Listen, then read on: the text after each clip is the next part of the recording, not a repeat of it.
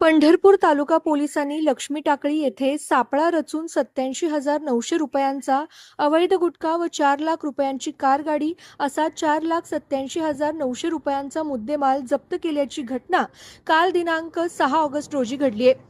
याबाबत तिघांवर गुन्हा दाखल करण्यात आला। याबाबत पंढरपूर तालुका पोलिसांकडून मिळालेली माहिती अशी की पोलीस अधीक्षक अतुल कुलकर्णी यांच्या मार्गदर्शनाखाली सहाय्यक पोलीस निरीक्षक शहाजी गोसावी यांच्या आदेशाने अवैध धंद्यांवरती कारवाई करण्यात येत होती।